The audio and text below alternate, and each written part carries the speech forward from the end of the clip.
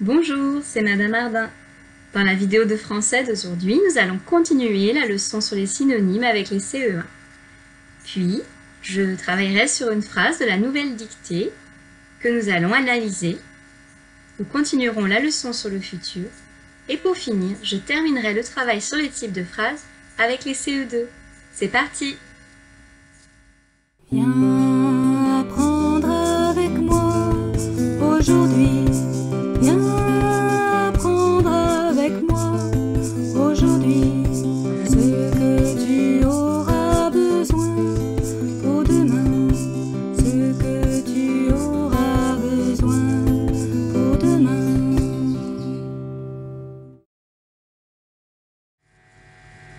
Je commence avec la leçon des CE1 et nous allons reprendre ce que nous avons commencé hier en lexique et la leçon s'appelait les synonymes. Je vous ai demandé de répéter ce mot pour essayer de le retenir. Donc la prochaine fois, je vous demanderai de me dire de quoi parle la leçon et la réponse sera les synonymes. C'est un mot qu'on met au pluriel. Qu'est-ce que ça veut dire les synonymes? Eh bien, ce sont des mots qui veulent dire presque la même chose. Donc il faut qu'il y ait au moins 2 mots pour que ça fonctionne. Donc soit 2 mots qui veulent dire presque la même chose, soit 3 mots. Et on avait donné quelques exemples. On avait par exemple un bus et son synonyme, on avait dit on peut écrire un car par exemple. C'est un synonyme de bus, ça désigne à peu près le même objet. Nous avons aussi parlé de l'adjectif beau qui était dans l'expression mon beau sapin. Et on avait dit qu'on pouvait aussi le remplacer par joli, ça veut dire pratiquement la même chose. Beau et joli. Voici 2 exemples de synonymes. Je vous propose donc maintenant un petit exercice. La consigne est de relier les mots synonymes. Ça veut dire que je vais relier ensemble les mots qui veulent dire presque la même chose. Je vais faire un exemple et ensuite ce sera à vous. Je prends le premier mot content. Je cherche de l'autre côté le mot qui veut dire presque la même chose. J'ai le choix entre mauvais, bateau, ravi, vieux, drôle et favori. Le mot qui veut dire presque la même chose que content est le mot ravi. Je vais donc les relier entre eux. Nous passons au mot ancien. Vous essayez de trouver le mot avant que je ne donne la réponse. Pause. Un synonyme d'ancien, ça peut être le mot vieux. Nous passons au 3e mot, méchant. On cherche le synonyme, pause. Méchant peut avoir comme synonyme le mot mauvais. Nous passons au mot amusant. Pause. Amusant, c'est drôle, ça veut dire la même chose. Préféré. Allez, il ne reste plus que 2 possibilités, c'est assez facile. Pause. Eh bien, préféré veut dire pratiquement comme favori. Mon livre préféré, mon livre favori, ça veut dire pratiquement la même chose. Et si je ne me suis pas trompée, les 2 mots qui restent vont ensemble. Et effectivement, navire et bateau, ça désigne pratiquement la même chose. Le 2e exercice est un petit peu plus difficile. Il s'agit de trouver un synonyme pour chaque mot proposé. Pour certains mots, c'est plus facile que d'autres. Je vais donc vous proposer peut-être les mots qui sont les plus faciles. Nous ne ferons pas tous les mots de l'exercice. On commence avec le mot océan. Je rappelle qu'un océan, nous l'avons vu dans la leçon de questionner le monde, c'est une vaste étendue d'eau salée. Une vaste étendue d'eau salée, on peut appeler ça aussi autrement. Pause. On pourra appeler ça la mer. Alors, normalement, l'océan est plus grand que la mer, mais au niveau du sens, c'est quand même très proche. Donc, on peut utiliser le mot mer comme synonyme à océan. Pour magasin, je trouve que c'est un petit peu difficile. Je ne vais donc pas forcément vous demander de le trouver. J'ai pensé au mot échoppe. Je ne sais pas si vous le connaissez. Centre commercial, mais c'est quand même souvent plusieurs magasins, un très grand magasin, c'est un petit peu différent. Le mot agile, c'est un petit peu difficile aussi. Déjà, il faut savoir ce que ça veut dire. On dit qu'un singe est agile quand il grimpe partout dans les arbres. Donc, pour trouver un synonyme, ce n'est pas évident non plus. Par contre, je pense que pistolet, vous pouvez en trouver un assez facilement. Même si les deux objets sont un petit peu différents, ils se ressemblent beaucoup. Je vous laisse réfléchir un petit peu. Pause.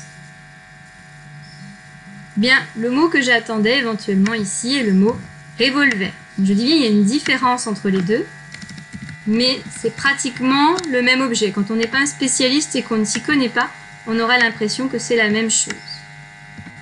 Un pistolet ou un revolver. On pourrait dire une arme à feu, mais c'est un petit peu moins précis. Une arme à feu, ça peut aussi être un fusil, et là, ça se ressemble beaucoup moins. Voilà. Si vous avez déjà trouvé ces deux mots-là, ça sera déjà très bien. Ce qu'il faut savoir avec le lexique, c'est que plus on s'entraîne, plus on apprend des mots nouveaux, et plus on peut faire les exercices. Donc, il ne faut pas se décourager dès le début. À partir de maintenant, les élèves de CE2 peuvent commencer à suivre et les élèves de CE1 continuent leur leçon. Nous commençons par lire la phrase que j'ai écrite au tableau. Pause. Je la lis également pour vous. En septembre, nous allons à la plage pour jouer au ballon.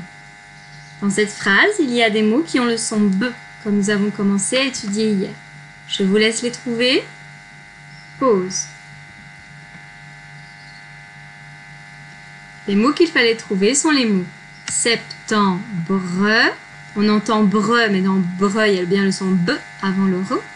Et le deuxième mot est le mot ballon, où là, ça s'écrit tout simplement avec un B au début du mot. Je vous laisse un temps pour trouver le verbe conjugué dans cette phrase. Attention, il y a un piège. Il y a deux verbes. Il y en a un qui est conjugué, il y en a un qui n'est pas conjugué. Je veux celui qui est conjugué, qui n'est pas à l'infinitif. Pause. Donc, le verbe qui est conjugué est le verbe allons. C'est le verbe aller. Il est conjugué avec nous au ONS. Le verbe jouer n'est pas conjugué. Regardez bien, il a sa terminaison de l'infinitif en ER. Il ne m'intéresse donc pas dans cette phrase. Quel est le sujet du verbe allons? Pause. Qui est-ce qui allons? Eh bien, c'est nous. En plus, je l'ai dit, j'ai dit il se conjugue avec nous. Donc, quand on dit il se conjugue avec, on parle du sujet, bien sûr. Et on sait que les pronoms personnels sont souvent les sujets des verbes. C'est le cas ici. C'est pour ça qu'à allons, on a ONS à la fin. La terminaison de allons est ONS. Je vous laisse un temps pour recopier cette phrase. Vous remettrez la vidéo quand vous avez terminé. Pause. Nous allons maintenant revoir les différentes terminaisons dont nous avons déjà parlé pour conjuguer le futur. Essayez de vous rappeler.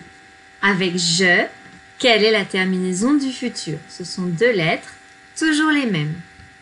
Pause.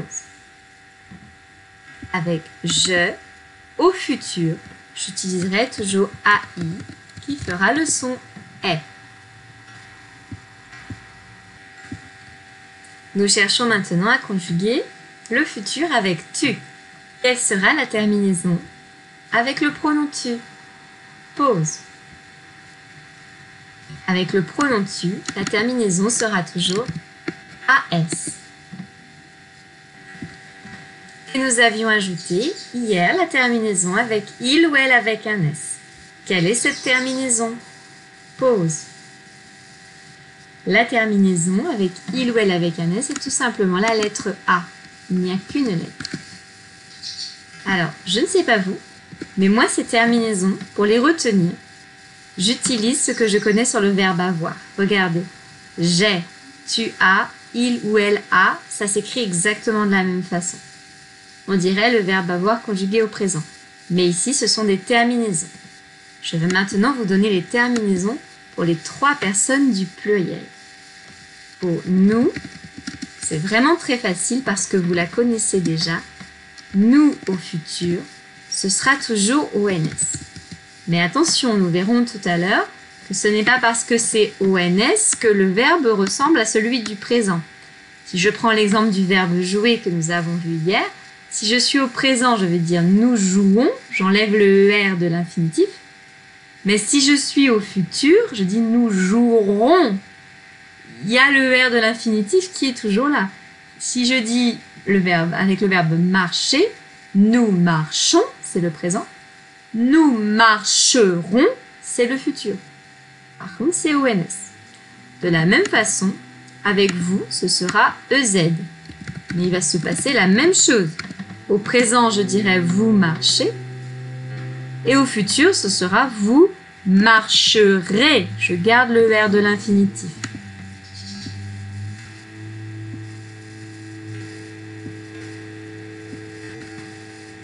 Et pour finir, avec il ou elle avec un S, eh bien, on reprend cette histoire de verbe avoir de tout à l'heure, ça fonctionne très bien. La terminaison sera on, comme avec nous, mais cette fois-ci, elle s'écrira ONT.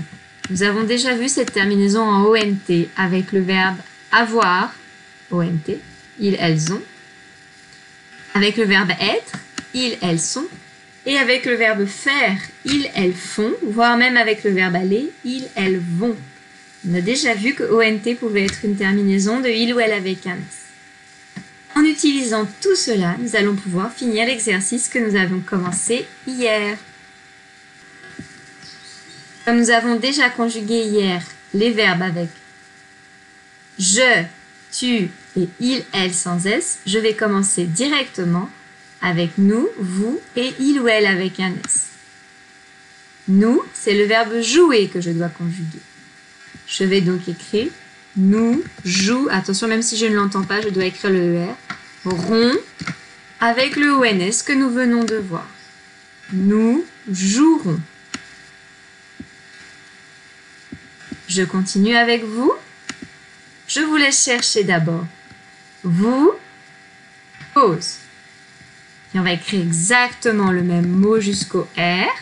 Et ensuite, je vais mettre le EZ puisque c'est la terminaison que nous avons vue tout à l'heure avec vous. Le verbe se terminera en EZ. Et on finit avec il ou elle avec un S. Pause. Il va se passer encore une fois la même chose. Je vais écrire le verbe jouer en entier. Et je vais ajouter la terminaison que l'on vient de voir, c'est-à-dire ONT. Voilà comment je vais conjuguer le futur du verbe jouer. Je fais la même chose avec le verbe plier. Nous commençons avec nous. Pause. Eh bien, j'écris plier en entier et je rajoute ma terminaison ONS, ce qui fait nous plierons. Même chose avec vous. Pause. J'écris plier jusqu'au bout et je rajoute la terminaison EZ, ce qui fait vous plierez. Et on termine l'exercice avec il ou elle avec un S. Pause. De nouveau, j'écris plier en entier et je rajoute la terminaison ONT cette fois-ci. Donc attention, il y a deux terminaisons qui font le son on dans le futur. Il ne faut pas les confondre. Il faut choisir si c'est bien ONS, si c'est nous, ou si c'est ONT. La classe des CE1 est terminée. Ils peuvent donc se déconnecter. Et je garde les CE2 pour deux derniers petits exercices. Et avant de les commencer, j'aimerais qu'on rappelle ce que sont les types de phrases. Je vous écoute. Pause. Il y a trois types de phrases. Les phrases déclaratives, qui expliquent et qui ont des points. Les phrases exclamatives, qui expriment des émotions fortes et qui ont des points d'exclamation. Et les phrases interrogatives, qui posent des questions et qui ont des points d'interrogation. Il est maintenant temps de bien apprendre cette leçon et de savoir la redire par cœur comme je viens de le faire. Vous pouvez bien sûr échanger les types de phrases, parler d'abord des phrases interrogatives et à la fin des phrases déclaratives. Ça, ce n'est pas très important. Ce qu'il faut surtout, c'est les connaître et savoir les reconnaître. Et là, nous allons faire un exercice un petit peu plus difficile. Les phrases que je vous propose n'ont pas de point. Je ne peux donc pas utiliser le point pour savoir si elles sont exclamatives, déclaratives ou interrogatives. Mais on va me demander dans l'exercice de choisir le bon point. Ça veut dire que j'aurai trouvé. Si je choisis le point, je saurai que c'est une phrase déclarative. Si je choisis le point d'interrogation, c'est la phrase interrogative. Et si je choisis le point d'exclamation, c'est la phrase exclamative. Pour vous aider, je vais lire les phrases. Écoutez le ton que j'utilise, ça peut vraiment vous aider à trouver. Je commence avec la première phrase qui commence ici avec le mot « je ». Je réponds à la question. Pause. Dans « je réponds à la question », j'ai simplement expliqué quelque chose, ce que je suis en train de faire. Il n'y a pas d'émotion particulière et ce n'est pas une question. Ce sera donc le simple point. Comme vous le savez, sur le tableau, je ne peux pas vraiment faire de points, je suis obligée de faire des petits ronds. Mais vous, quand vous travaillez sur le cahier, vous faites bien des petits points. Deuxième phrase. Quelle bonne réponse! Pause. Il y avait un petit piège ici, ça commence par « quelle », mais ce n'est pas une question, je n'ai pas eu un ton interrogatif et je n'ai pas de réponse à donner. Il y aurait une question si je disais « quelle est la bonne réponse ?» Mais là, je dis « quelle bonne réponse !» Je suis tellement contente que la personne ait bien répondu, je suis joyeuse, je m'exclame. C'est donc un point d'exclamation et une phrase exclamative. Troisième phrase. Qui veut répondre à la question? Pause. Ici, j'ai clairement une question. Je peux donc mettre mon point d'interrogation. C'est une phrase interrogative. Quatrième phrase. Nous partons en vacances. Pause. C'est une phrase déclarative. Je vais donc mettre un point normal. Je passe à la deuxième colonne d'exercice, c'est la même consigne. Partirons-nous en vacances? Pause. J'espère que vous avez entendu à mon ton que je pose une question. Va-t-on partir, oui ou non? On pose la question. Donc, ce sera de nouveau un point d'interrogation.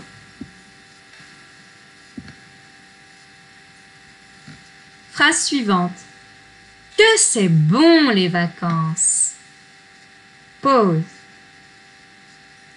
Là, je ne pose pas une question. Je dis que les vacances, c'est bon, mais je le dis sur un ton où je suis contente. Il y a une émotion.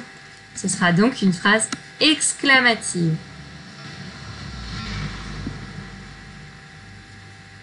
Phrase suivante. Est-ce que Jeanne est là? Pause. Bien sûr, ici, je pose une question. Je vais répondre oui, elle est là. Non, elle n'est pas là. Je ne sais pas. Mais je pose bien une question. Ce sera donc un point d'interrogation. Nous terminons avec la dernière phrase. Jeanne est rentrée de l'école. Pause. Ici, vous avez entendu, il n'y a pas de ton particulier, ce n'est pas une question. Ce sera donc le point normal.